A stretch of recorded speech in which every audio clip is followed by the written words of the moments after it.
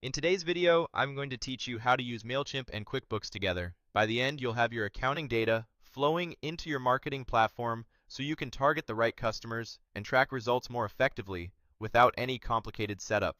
Start by opening the Mailchimp homepage and signing in to the account you want to connect. It helps to confirm you're in the correct workspace if you manage more than one, and make sure you have the right permissions to add integrations.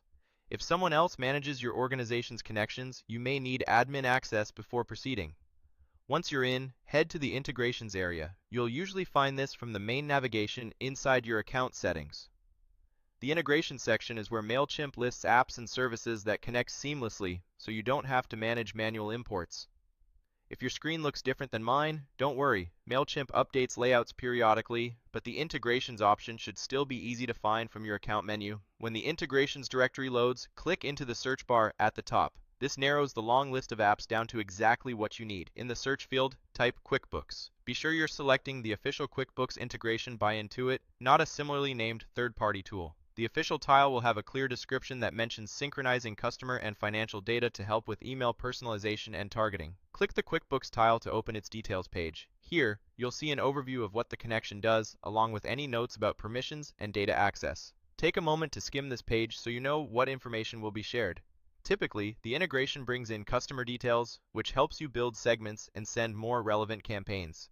You may also see references to activity syncing, which can be useful for automations and reporting. Next, click Connect. This begins the secure authorization process. Your browser may open a new tab or a pop-up window. If you've blocked pop-ups, you might need to temporarily allow them for this step so the login flow can continue. You'll then see the option to connect to QuickBooks. Click that to move into the Intuit sign-in screen. Here, sign in with the Intuit account that has access to the QuickBooks company you want to link. If you manage multiple companies, select the right one when prompted, so your Mailchimp audience connects to the correct books.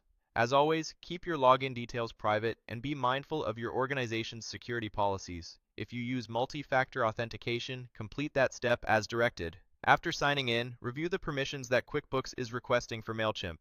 This is your chance to confirm exactly what data will be shared between the two services. If everything looks good, approve and continue. The authorization usually takes just a few moments. If you see a spinner or a brief delay, that's normal. Once approved, you'll be redirected back to Mailchimp with a confirmation that the connection is live. You might see a success banner or a status indicator showing that QuickBooks is now connected.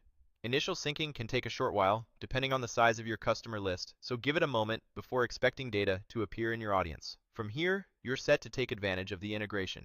With QuickBooks connected, Mailchimp can use your customer and transaction context to help you segment audiences, personalize messaging, and report on customer behavior more intelligently. If anything seems off, double-check that you chose the correct QuickBooks company, that your user role in both platforms allows integrations, and that no browser extensions are blocking the process.